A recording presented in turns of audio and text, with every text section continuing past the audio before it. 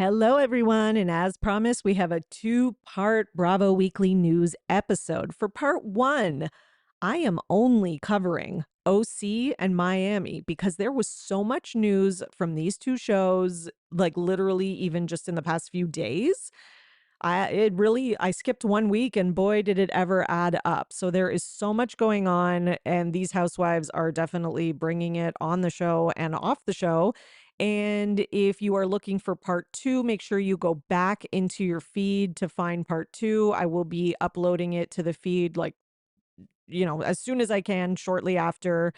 And on part 2, I'm going to be covering the Valley, Beverly Hills, Atlanta, Summer House, some general Bravo news, and just like a lot more stuff. So check it out. Enjoy part one.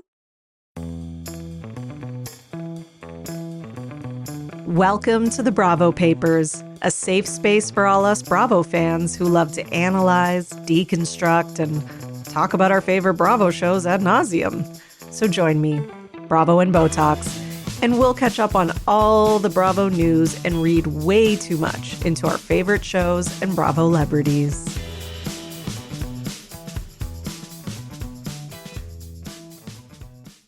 Hello, everyone, and welcome back to another episode of the Bravo Papers, Bravo Weekly News, here with your host, Emily, also known as Bravo and Botox. And this is a bit of a catch-up episode. It's been a while since I have spoken to you about the news. I know we had, I had a little bit of a different episode last week, which was just a Valley recap, kind of a special release. Normally I do that on the Patreon. And listen, if you like my episode recaps and you're watching some of the other shows like OC and Miami, head over to the Patreon because I do that every week. You can also on the Patreon get the news episodes, such as this one, with no ads. And what's better than no ads? I mean, and it's like, what is it, $6 a month, and you get no ads, and you also get 4 extra episodes. So it's a great deal. And, the money goes directly to me and I invest it back into the podcast and this business and all that kind of stuff, this little business that I am growing. And it's a great way to, support a creator that you like, unless you don't like me, which I thank you for listening, even though you don't like me. And you are welcome here. All are welcome. The likes and the dislikers. Everyone's welcome. So listen, we got some news to catch up on because I left it. And I have to be honest, it's not like an obscene amount because it really was a slow news week last week. So I did manage to kind of scrounge everything up that I could that I think are the most important things and the most, entertaining things from the last couple weeks. And I will say, it's OCing because there is a lot of Real Housewives of Orange County news. My God. So we are going to start with that. We got to start with the white whale here, which is not a good analogy because I was going for what is the biggest and the white whale is more of like, the elusive the goal I never got. Okay, so let's go into Orange County. Okay, so let's start with because I sort of talked about this last news episode, and I'm sure none of you remember because it was so long ago now, but I'm sorry. So let me give you a little refresher. Gina was on Watch What Happens Live, and she was asked about who was like digging up all those stories about Katie, etc., or like kind of where did that come from? And Gina was like, it was Dubrow. And, that was kind of where we left off. And, I did my whole rant about how, of course, it was Dubrow. Like, like Dubrow is just, she's diabolical. Okay. So it was Dubrow, of course. And now Dubrow did not like this, as we would expect. Okay. So she responds on Instagram. Okay. So she says in a comment, let's set the record straight. First of all, I do not research anyone. That is not my MO. I do not have time or interest to try to dig up something on other people. I disagree, Heather. I think you have lots of time, which is why I think you redecorate and rebuild houses every 5 minutes because I think you don't have a lot to do. Um, and I think that is exactly your MO, actually. And I think if you didn't have time, I think you have money. And I think you have little minions around you who will do it for you. Okay, sorry, I'm interrupting myself as I'm reading you guys this. For the reunion last year, there were a lot of stories in the media circling about Katie, and some of us were sending them to each other because it was overwhelming and crazy. Okay, but who put them out there in the first place, Heather? That's what I'm saying. Like, Heather, we're not stupid. We understand how the media, like, I feel like some of these Bravo Labs and celebrities, like, they don't know that now with like the internet and the information everywhere and social media and all that stuff, like, people are more educated about how the media works. People are more educated about like publicists and what they do. People understand. And because of Housewives, I think a lot of us, especially Housewives fans, okay, I'm going to go on the record to say that I think Housewives fans know this more than anyone else, that planting stories in the media is absolutely a thing. And the majority of the stories that are out there are put there not by like page six's like investigative journalists, they're put there by publicists and by people who are involved in them. Like when a real housewife wants a story out there about themselves, they will call. They know people in the press, like they'll put it out there, or when they want a story about someone else, they will do that too. And that's a thing that celebrities do too. Celebrities have their publicists call and do, and I'm not saying that like, but news publications don't also like break stories and stuff that maybe celebrities don't want. Like, I'm not saying that. I'm just saying that that is a large chunk of it. So, anyways, okay, I keep interrupting myself. So then she also says, I did in fact send the article about Katie's custody to Emily. I did nothing more than that. And I would never have brought this up at the reunion. Yeah, but you sent it to Emily because you wanted Emily to bring it up, because that's how Heather operates. Like, she's just proving my point. She doesn't want to look like the dirty one. So she'll get her little minions to do it for her. And that's exactly what I think she's doing this season. She's getting her muscle, which is Tamra, and then also Gina and Emily to kind of do a lot of her bidding, because Heather's smart. She knows how to play it. Um, I actually went up to Katie during the commercial break and said to her, this must have, and I love how she has her direct quote from what she said, which means like this was all, this was very planned. This must have been a very difficult time for you. I'm sorry you had to go through that. I would have never brought this up. Yeah, we know why you said that at the reunion. Cameras were still rolling, and you went and did that little aside to Katie with your mic on, with the camera there, because you saw how bad this was. You saw Emily brought it up. It was very hurtful to Katie. You knew the audience was not going to like it. So you made sure to say that so that you could use it later being right now, to as like a sort of stamp of innocence. Like, remember when I said that, guys, a year ago? How would I have known then that all this would come out? Like, no, this was all fucking planned, Heather. And you're not, okay? I didn't just, what's it called? Fall off the turnip truck or whatever that saying is. Okay. Then she says, kids and careers are off limits. Maybe yours is, but I think, again, I think all these women are like rules for me and, rules for thee, not for me. Not really sure why Gina chose to include me in her response on the show or make it sound salacious, but it was not. Okay.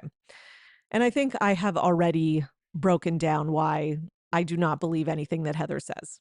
Okay. And again, like, I still want Heather on the show. I still enjoy Heather on the show, I have to say. I just want to put that as a caveat, because I feel like sometimes I'm complaining and I'm like bitching about certain housewives and I'm like criticizing them and da-da-da. That doesn't mean that they're not good entertainment. Heather, I think, is a good cog in the OC kind of machine, so she can stay. Okay. Not that that's up to me, but you know what I'm saying. Okay, so what was the other thing that needed to be addressed? She kind of said a similar thing on Watch What Happens Live, Heather, I mean. She basically says like she didn't research things or, dig them up or anything. And that, yes, she saw a story online and she texted it to her friends and that's all they do. So that was kind of like the long and short of it on Watch What Happens Live. Meanwhile, there is more from Gina when Gina was on Watch What Happens Live from that same episode. So Gina says that she meant the comments about Gretchen's looks as compliments, in that she said, I meant she's well preserved. And then Andy was like, is that a compliment? And she's like, no, I mean, like, she's looked the same for the last 20 years. And listen, I can kind of see what Gina's saying with that, but it wasn't a compliment, and she even acknowledges, like, I can understand how people took it that way because we were snarky, etc. But like, it was not done in a kind way. Let's just say that. It was snarky, and that's it. Okay. I just think that's it. Gina also says that things have not gotten better with Travis's ex, or the entire situation is still bad. They recently went on a family vacation and not all the kids were there. So that does suck. That does suck for her. Listen, I'm not like team Gina. I don't know all the ins and outs of it, but it doesn't sound like an easy situation for anyone. And it's certainly, the person who's hurt the most are those kids, whichever, especially the one who is being left out, right? Now, Gina, in another interview, so this is not from Watch What Happens Live, but she said that, she's asked about the fans rallying around Katie. And she says that, she's questioning this whole idea that the fans are even rallying around Katie. She says, I see some of that, but it's not all of it. I mean, I think probably because you've blocked a lot of people who support Katie, myself included. So she did block my Bravo and Botox. Now that was like, she blocked me like a couple years ago when when her and Emily were up to some other foolishness. And, I guess she didn't like the Twitter roundups. I don't know, whatever. I've been blocked. Okay. But I'm like, you're probably I'm sure you've curated your feed to a point that you're seeing what you want to see. And Gina doesn't go on Twitter as far as I can see, although I do think that she probably creeps. But she doesn't like post, and she's not like active that I can see. But, I think this is one of those like, oh, let me just deny that it's even real to make myself feel better. It kind of feels like that. So, first of all, she says that, which I would call bullshit on. I do think the majority are rallying around Katie. She also says that she doesn't have a problem with Katie, and that most of the girls, ended the season with Katie like basically on an okay note, and her and Katie are in a good place. And the only person who still really has an issue with Katie is Shannon. Um, she says she was able to move on as soon as Katie apologized. And she even like kind of jumps on the train of like Shannon overreacted, but then she kind of defends her like, oh, it was displaced because of other stuff Shannon was going through. I have to call bullshit on this. I cannot even, like, I'll jump out of my seat. This is such bullshit. Gina, did you not just do an interview that I talked about on the news, like literally like 2 weeks ago, 3 at the most, where you said that you will not return to Real Housewives of Orange County if Katie is still on the cast? What? Nothing what has changed? Because you already finished filming the entire season, and you were saying that based on everything that happened during the season, because that's what you said in the interview. So, ergo, the only thing that has changed is that you have now seen the fan reactions, which, by the way, 30 seconds ago you said are not even real. But it's like, we see what you're doing. Like, and I appreciate Gina's ability to pivot quickly. And I do appreciate, I have to say, Gina is more savvy than I think I and maybe other fans have given her credit for. And sometimes we're like, how has Gina made it, 8 years or 9 years on Housewives? This is kind of how. As soon as the audience started to pivot, you get Gina and Watch What Happens Live throwing Dubrow. It was Dubrow. Dubrow did the research, about Katie. And then now she's in a new interview, by the way, wearing the, like, just, she needs a stylist. I don't even know if she has a stylist or of a bad, like, it's terrible. Okay. So then she's in this interview and she's like, oh, well, I don't even have a problem with Katie. We ended the season on a good note. Like, everything's fine between us. I don't know what you guys are talking about. When I said I wouldn't return to film if she's there, I was just joking around. Like seriously, it's just so ridiculous. So yeah, but listen, I'm going to say something. It's probably going to work. I'm not saying Gina will necessarily get another season, but I think she's got a better shot than Emily, and I do think that she kind of does a good job of like, I think she's in the comments. I think she's really watching the fan reaction, but kind of pretending she doesn't. You know what I mean? And I think that she's kind of going with it. But like, I remember that interview. Like, I'm not going to forget that interview, Gina. Okay. I posted a tweet about it in one of the OC roundups. So it's there. You said that. Okay. It's just I when I heard this interview and heard her say that, I'm like, Katie and I, what are you guys talking about? Like, Katie and I are in a good place. Like, you guys, when I was watching that while I was prepping for this episode, I was like, you have got to be so fucking like, you are so unserious with this. Okay. So yeah, so that's the Gina news of the day. Let's move on to Heather. Because Heather also on Watch What Happens Live said that the time where they filmed Kelly Dodd, when they were on that trip, because people are still making this comparison, like, why is it such a big deal with Katie filming Shannon? So Heather kind of says the same thing that Tamara said, or that Shannon said, sorry, it was Shannon.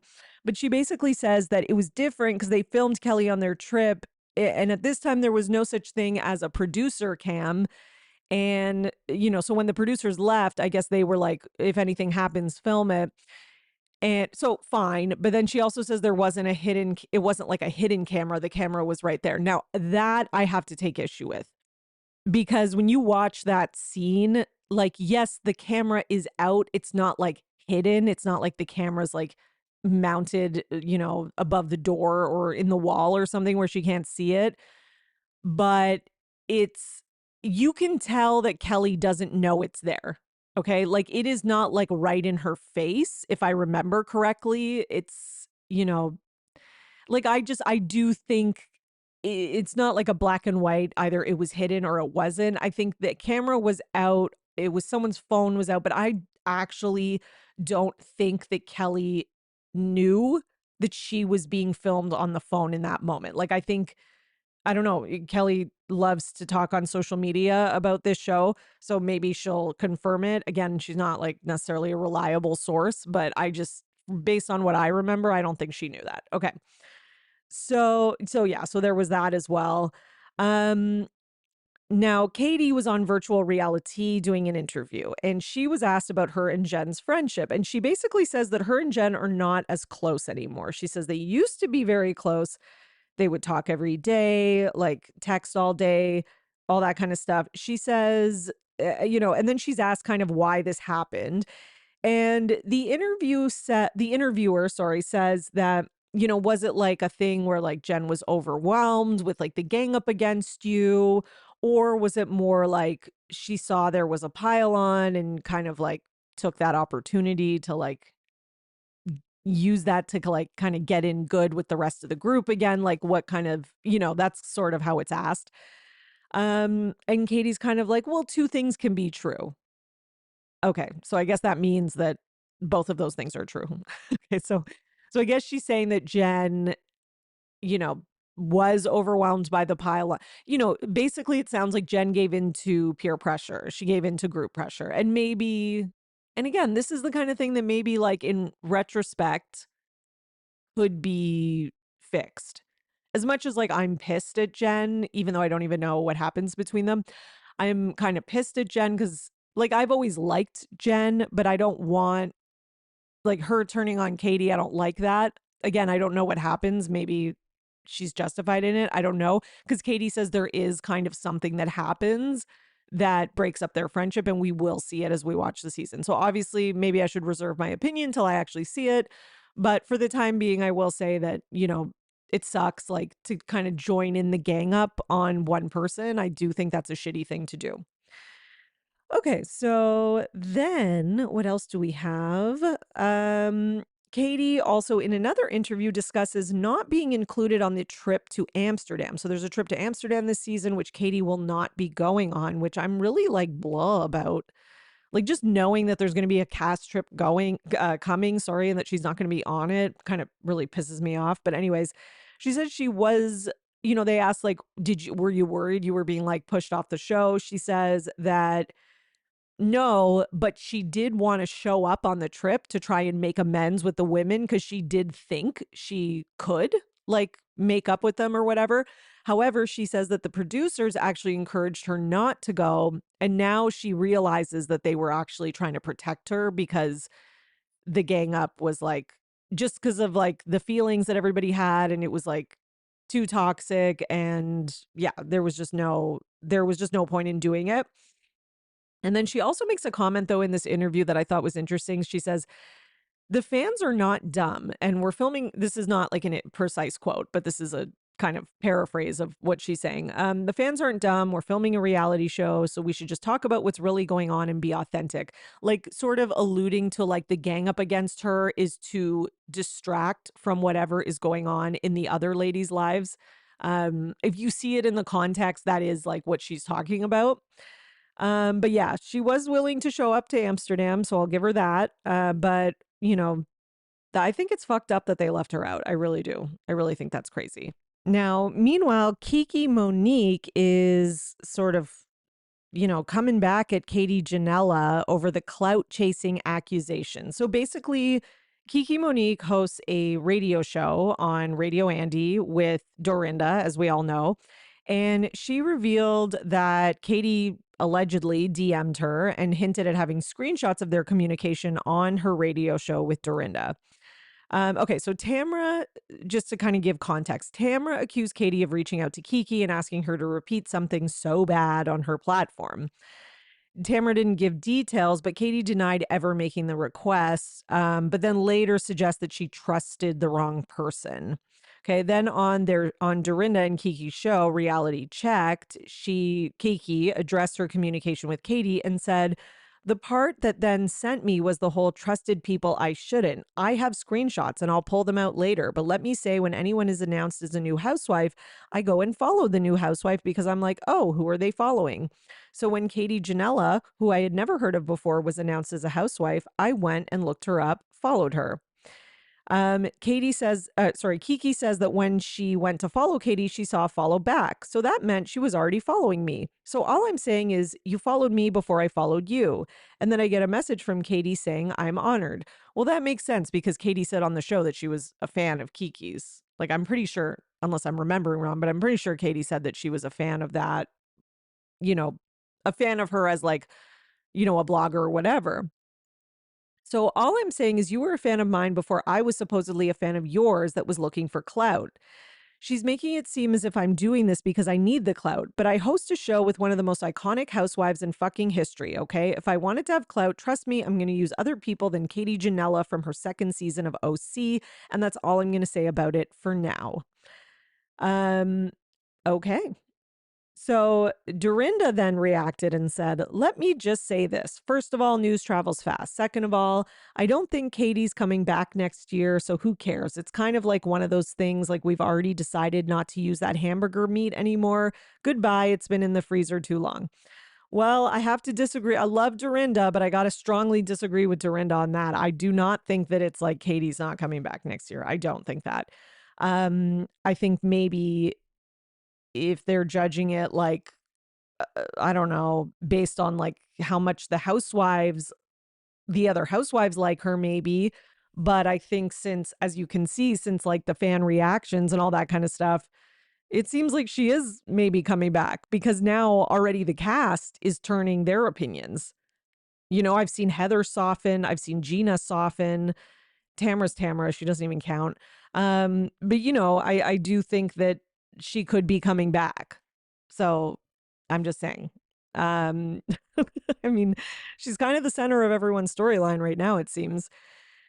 Okay, so yeah, so listen, I do think that, like, I can see why Kiki is offended by the whole, like, clout chasing accusation. I do see that. Okay, so I'm not gonna, like, begrudge her that. But I don't think that Katie, I don't know, in my view, I don't necessarily think she said it because she really thinks that. I think she said it as a way to get the heat off of her from the other housewives, which doesn't necessarily make it okay, but it does seem like she's just trying to, like, do what she can to salvage the friendships with the group. Okay. That being said, I haven't watched this episode yet with the clout chasing comment. So yeah, I reserve the right to change my opinion once I see the full context, but I'm just going with this context for now because I haven't had a chance to watch it yet. Okay. Now let's get to Shannon on Jeff Lewis Live. A caller calls in and says that his biggest issue with this season is how the cast is holding Katie to a completely different standard than the other housewives. He points out that they keep holding her feet to the fire and won't let it go, even though other housewives have done far worse. The caller suggests that the women are trying to ice Casey, Katie out. Thank you for this summary by Wig Hello Drama. Okay, so Shannon responds and she basically says, quote, "The bottom line is there's barely any truth with Katie."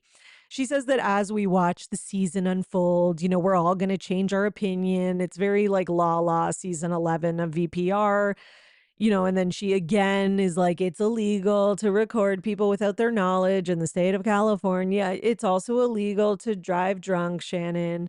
Anyways, the list goes on, but she tries to justify it again. And listen, I guess this is the hill that Shannon wants to die on. I think it's a bad idea to die on this hill because I just don't think it's going to work out for her. And I think as the season goes on, I think Shannon is going to get more and more pressure from her people as well as probably like Gina and other people on the cast to let this go.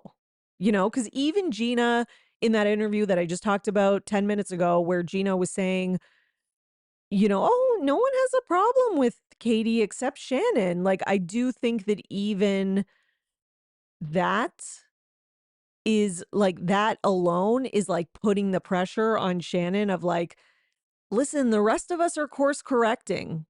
So you need to get in line too, or you're going to get annihilated by like the fan backlash. So I could see that happening. So Shannon also addressed on Jeff Lewis Live the whole thing about her like, being rude and whatever to the crew on the night of Heather's birthday party that we watched this season. So there was that story that came out, I think it was from The Sun maybe, about, Shannon like berating or like being rude to the cast and things like that. And basically she says she denies that even happened. So she says that she thinks the story was planted. She was having fun the rest of the night. She was dancing, etc. She wasn't even upset. She wasn't mistreating anybody. So I guess she's implying it was planted by, I don't know, I guess Katie. I don't know. Listen, sometimes these stories come out and they just come out with perfect timing as towards what's happening on the show. Like when that episode happened, people started bringing up because they were talking about Shannon being recorded by Katie because Katie was like, how can you be so difficult when we're there to do like, a cast photo shoot and it's supposed to be a fun day and you ruined it. And then people were like, yeah, remember what Joel Kim Booster said? And then everybody was piling on. And then literally the next day, this magazine article comes out saying that Shannon was rude that night. So sometimes I think it's just like, they put these stories out and say they have a source just because it kind of goes with what's being spoken about, or they have this like in their back pocket. So I don't know. I'm just saying. I don't even necessarily think it has to have been planted, but it could have been. And if it was, I bet you it was true. I'm just saying. This is not the first report of Shannon being difficult. And Shannon, like, here's the thing. I don't need to be told that Shannon is difficult behind the scenes because Shannon is difficult in front of the scenes. Sorry, I don't know if that was a stupid way to say it, but Shannon is difficult on camera. Like I could see with my own eyes that production and camera people are like fucking Shannon. They're like, ugh, fucking Shannon again. Not, sorry, I didn't mean it in that way, but that they're like, oh, Shannon is just always causing issues. You can tell, like, anyone, like, unless you have blinders on for Shannon, anyone can see that. And I think we've all just kind of accepted that Shannon's difficult, but that's kind of why she makes good TV as well. So it's sort of a trade off. You know, it's like sometimes we love her, sometimes we hate her, we love to hate her, you know, all those things. So, okay, let's go to Tamra and Gretchen. I told you guys we're 30 minutes in. This is like a lot of OC news, but okay.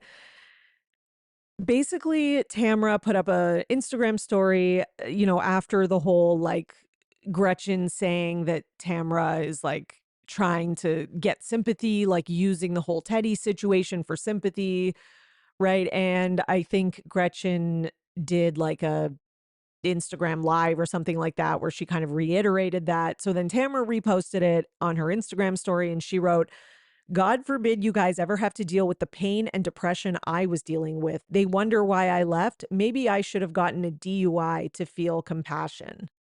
I guess she means to get compassion, I'm assuming. But, anyways, Gretchen responds on Instagram and says, yes, Tamra, I have actually dealt with the pain and depression you were talking about, and it was horrible. Remember, my fiance actually died, and Slade's son actually died from cancer. But you had not 1 ounce of grace for us. Instead, you spun lies about me and Jeff and plotted with the guy who I took to court and now have 7 counts against and over $1 million judgment to cause me pain and suffering during that time. And then you went on your podcast and made false statements about Slade and I after his son died and spun lies about us again, with no remorse for your actions, only excuses like you always do. You never gave us grace, and you never gave your bestie Shannon grace when she was going through the worst time in her life. Instead, you buddied up to Alexis and called Shannon every name in the book last year. So this is pretty rich coming from you.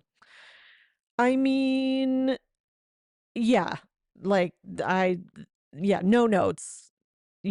I could go into that Gretchen and Slade are terrible as well, which they are. I just want to always have that as an asterisk because they are. But she's completely right about this. And listen, Tamra got told. And this is Tamra's biggest issue is that she always wants sympathy for her shit and she doesn't give it to other people. I think that is her, like, it's not even like grace. It's like, Tamra waits until your worst moment to come at you.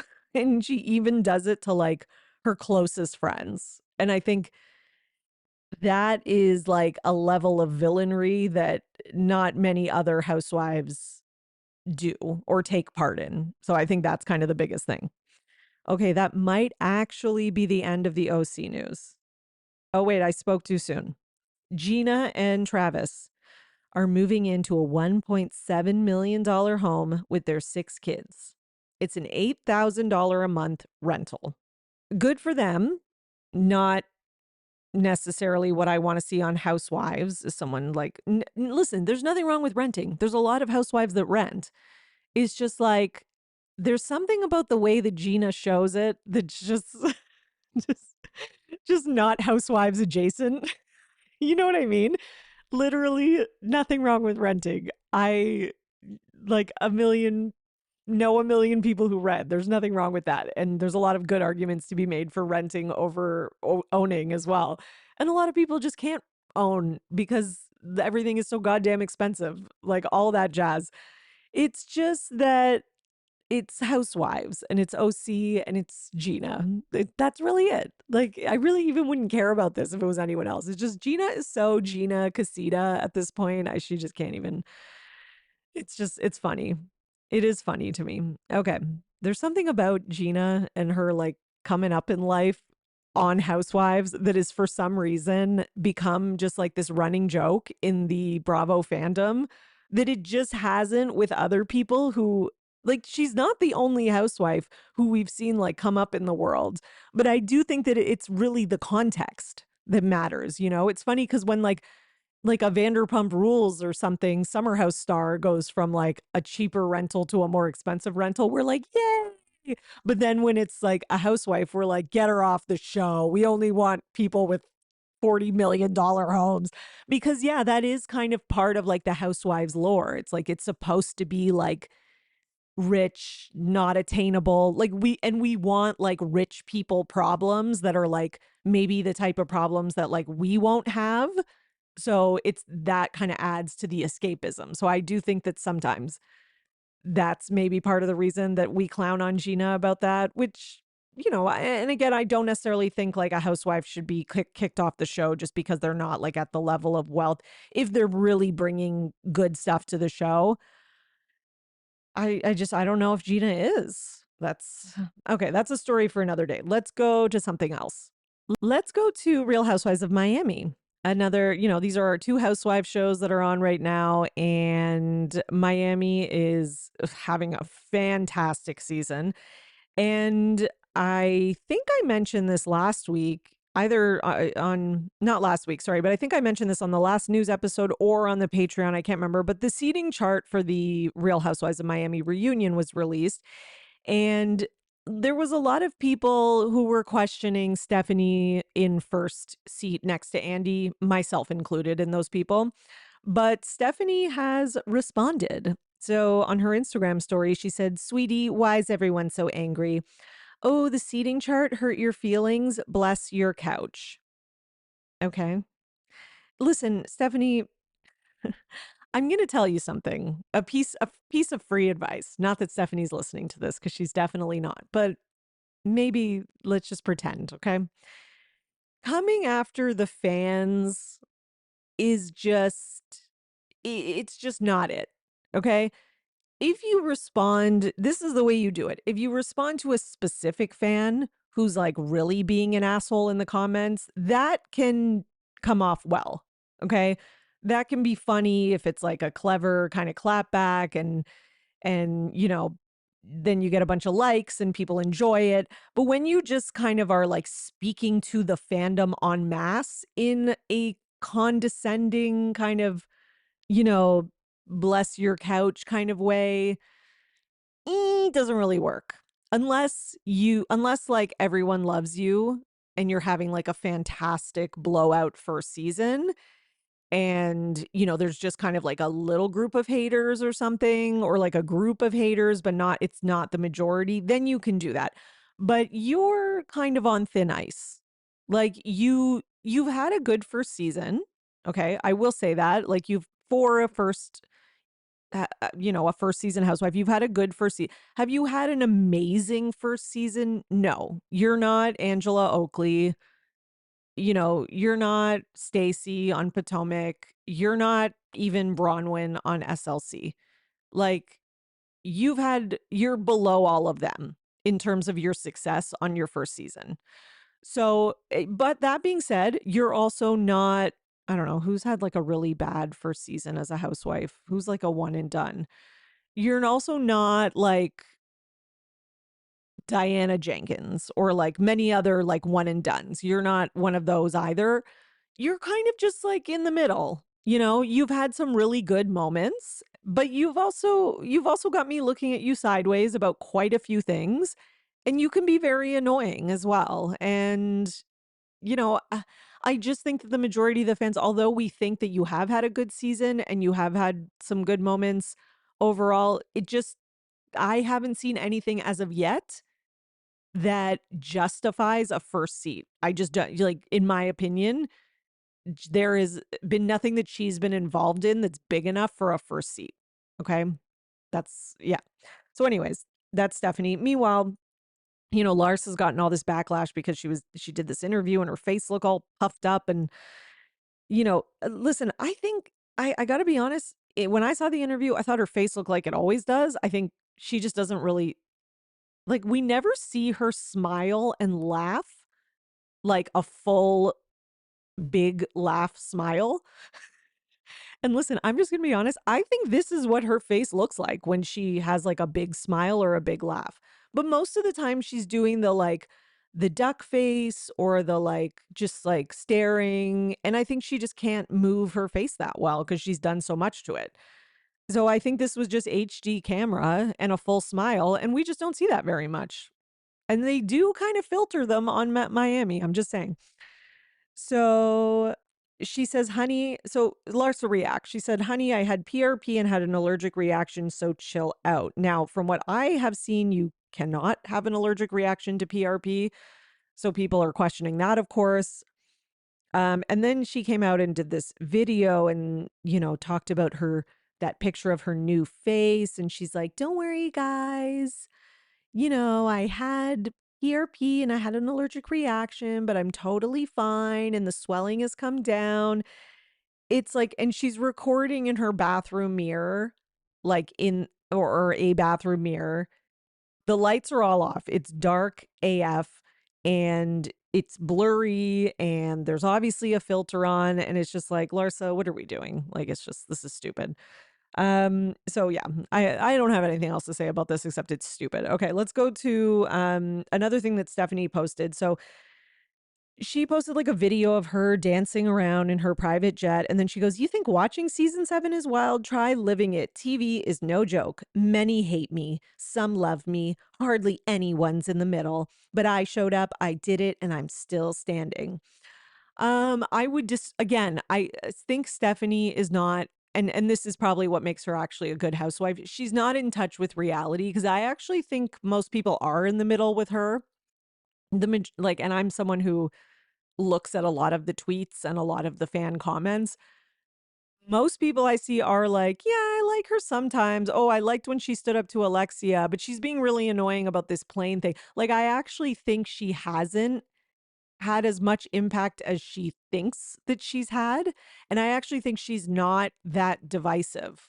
Like, I think she wants to be divisive and controversial, but like, no one's fighting about her online. Like, she's like in this world where she's thinks she's like Garcelle, where like people are like legit, like going at each other's throats about whether she's like an icon or whether she's boring, or like I'm trying to think of other housewives that are like really divisive, like Teresa Giudice, like people like argue over. You're just not that. I'm sorry. Like it's just not that's not real. Like you're not like you don't have like a fandom like hardly anyone in between. Hi, I'm here. I'm in between. I'm leaning more towards not liking you because of these posts, but I would say most people are in between and that you're not as impactful as you think you are. Like what everybody is really arguing about this season is really like the Gertie Julia thing and that is okay. Anyways, I digress. So speaking of Gertie and Kiki after the reunion, they no longer follow each other on Instagram and Kiki did an interview to address this. Basically, she says she unfollowed Gertie after filming the reunion because, when they were filming the season, they were getting along great. And Kiki says she was a good friend to Gertie all season and everything was fine between them. She said they didn't have any beef on camera the whole season. But then once she saw how the edit was and how the fans were reacting, and by she, I mean Gertie, or by she, Kiki means Gertie. She said that things were different and that, Gertie didn't even communicate with her. So she unfollowed her because she needs a break. Okay. So basically, I guess what Kiki is saying is that once Gertie saw how the fans were so much rallying around Gertie and that Kiki was kind of being, Kiki doesn't say this, but that Kiki was like kind of being a bit of a bone carrier. And every time Gertie said something, she was taking it to the group or whatever. Basically, I guess Gertie stopped communicating with her and was probably mad at her. And, yeah, I can kind of see that. Like, she's like, you, sort of like went behind my back. And like every time I vented to you, you went and told the group. And I know Gertie knows that, but sometimes like watching it and watching the person do it is a little different, especially when you really thought they were your friend and whatnot. So yeah, I do think that Gertie's probably mad and I guess she's not communicating. I'm sure that came up at the reunion and it just, yeah, I can see why they unfollowed each other, I guess. Or wait, did they unfollow or was it? No, I think they unfollowed each other. Yeah, no, they unfollowed each other. Okay. Yeah. So that's that, which sucks because, I liked their friendship and I do think that Kiki hasn't been the best friend to Gertie this season. I also do think that I think there's another layer to it. I think Kiki wants a full-time spot on the show. Like, I don't even think it's as that I don't know how personal it is, but I do think that it is partly because Kiki wants her spot, her full-time spot. I do think that. Honestly, I could see it. I could see that. Okay, so let's talk about what else we got here. Oh yeah, we have to talk about Todd because Todd is not happy with Bravo and he has things to say. Okay. So he made this whole oh my God, it's like 10 minutes long. This guy is not, he's like the Dorit of Miami. Like he is not concise. He's just the most long winded person. So he does this whole speech about how basically, long story short, he's suing Bravo. But let me read the caption first. So he says, "Dear RHOM producers, I tried to stay silent. I truly did. I believe that by stepping back, I was taking the high road, letting you tell your story, even when it was wildly false and deeply manipulated. But enough is enough. Your lies, bullying, and behind the scenes extortion tactics have gone too far. For years, I allowed you to paint a fictional version of me because I loved my wife and I didn't want to get involved in your circus. I thought staying quiet would protect my peace, but you've crossed a line. Call me names, twist the truth, suggest whatever you want about my character. But the second you dared portray me as someone who doesn't care about my stepson, a young man living with a brain injury, you revealed who you really are. This season, it's obvious. Your entire storyline revolves around attacking me and one woman, a cancer survivor, no less. You've allowed gang-style pile-ons, physical violence, gaslighting, microaggressions, and racially charged comments to go unchecked. You've enabled cruelty, encouraged hate, and turned mean-spiritedness into entertainment. This is what you promote. This is your brand. And if that is what you proudly do for a living, I hope your families are proud. But here's the truth you can't edit out. RHOM has the lowest ratings of any Housewives franchise ever, one of the lowest performing shows on all of Bravo. I now understand that if I don't stand up for myself, you'll never stop. You'll keep running with these lies for as long as you have a platform. While I hope this would fade and I could quietly return to my private life, it's clear I have to end this story myself. So let me be clear. I will not only challenge these lies, I guarantee I will silence them once and for all. Okay. Quite the message. Oh my God. Him and his videos, they're so long. He just goes even you'd think that having a 10-minute video, you wouldn't need to write such a long caption, but I guess not. And again, it's like him and it's the editing, it's the show, it's this. Is he wrong about everything that I just read? No. He's not wrong. However, it's kind of like he's not the first house husband to enjoy the show until they get an edit, quote unquote, or a fan reaction or whatever that they don't like, and it kind of seems like in the video, like he's saying, it seems like he's mostly pissed at Peter and Adriana for saying that he has money problems and all this kind of stuff, and Alexia for saying, he moved out in front of Frankie, like that whole thing, because I guess he's saying that's kind of like the bad parent part of it. Um, and listen, I I have to say this, and maybe it's an unpopular opinion, but I do think that he's using the Gertie thing to get people on his side. I'm just gonna say it, I don't think he really cares that much about Gertie and the microaggressions and her being ganged up on. All that stuff is true that he said. So, and he knows that. So you can't argue with it. So it feels like he's kind of using that to garner sympathy and to get everybody onto his side. I'm sorry, I just think he's very manipulative. And I'm not saying Alexia is perfect or anything like that. This is not oh, we must defend Alexia from Todd. But I do think that I just get such slimy snake oil salesman vibes from him.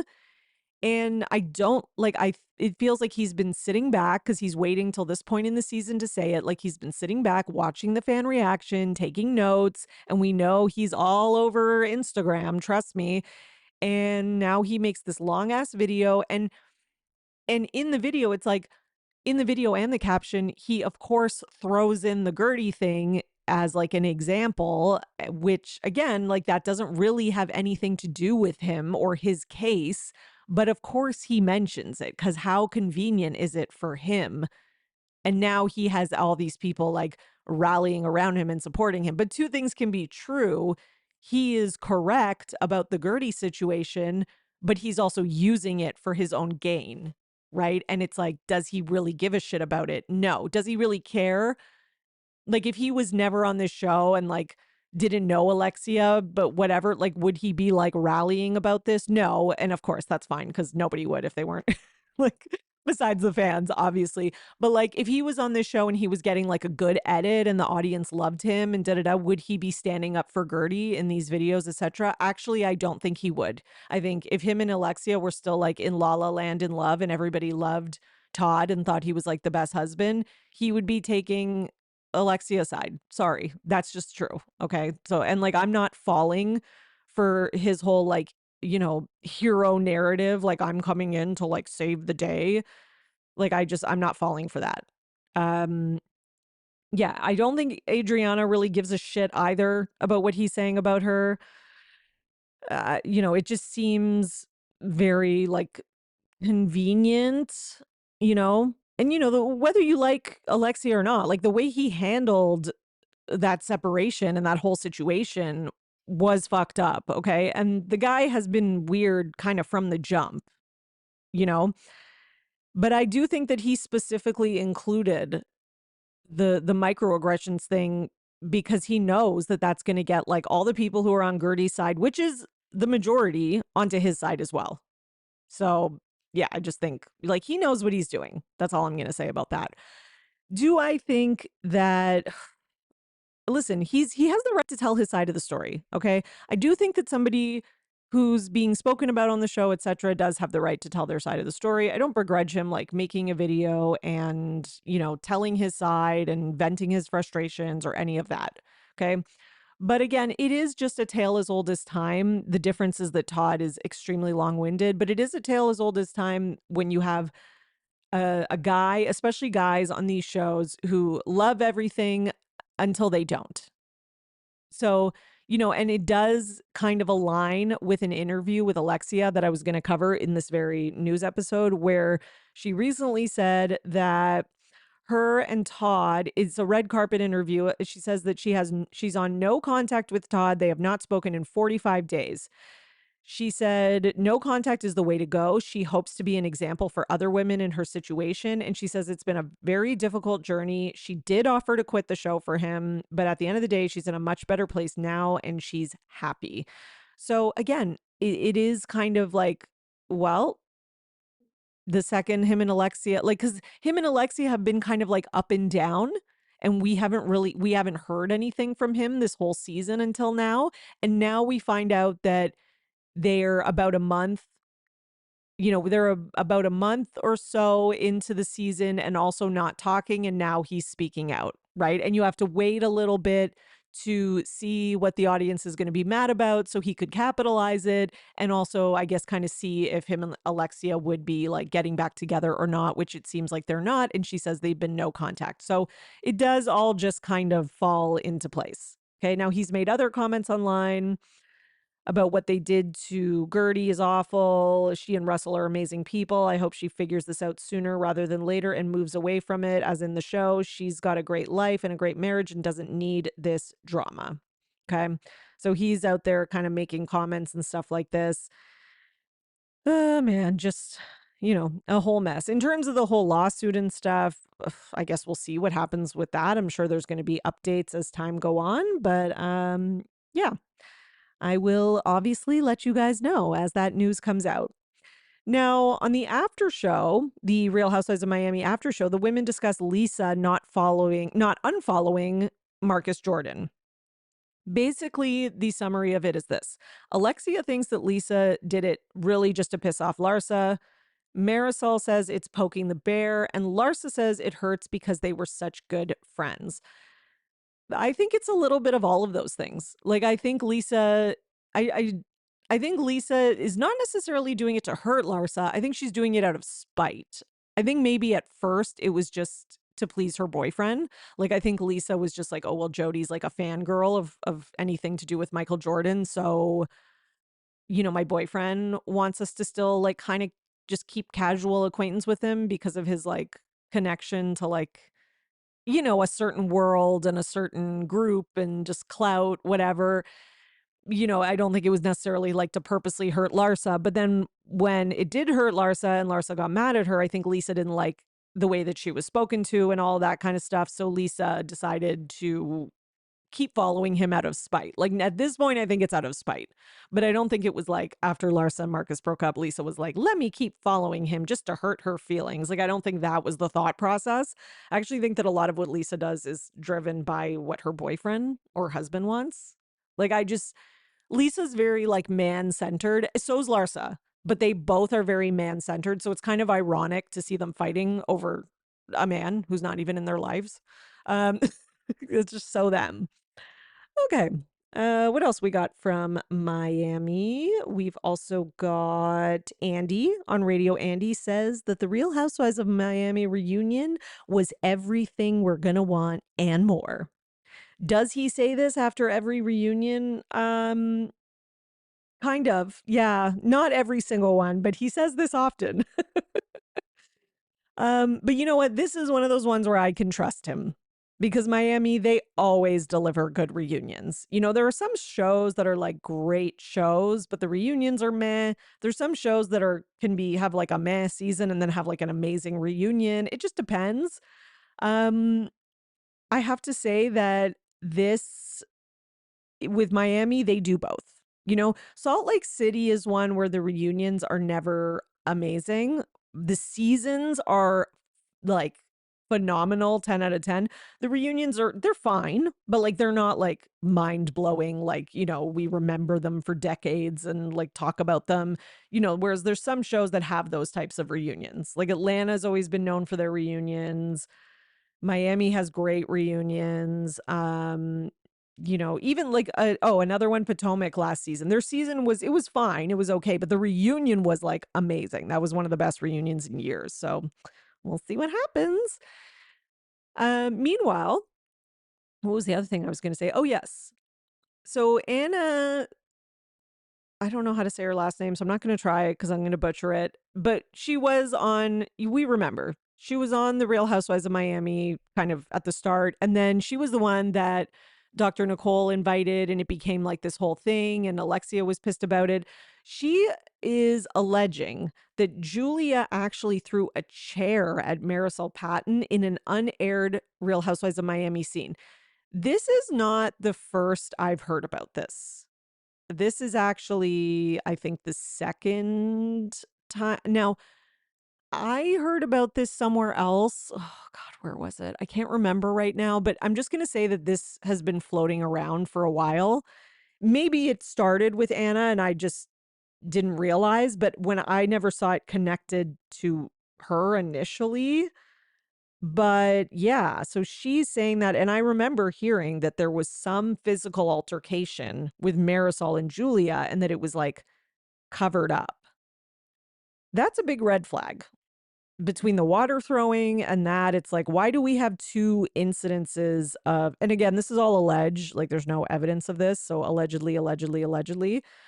This is not a fact.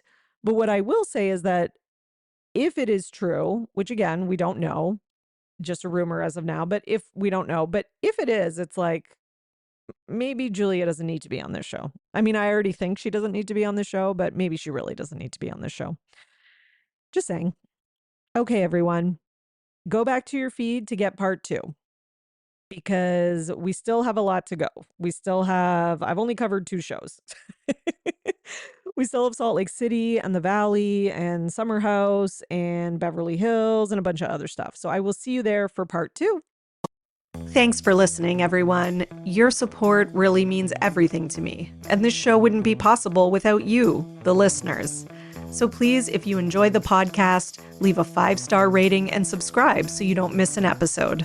For more, you can join my Patreon, patreon.com/Bravo and Botox, And for $5 a month, you'll get 4 extra podcast episodes a month.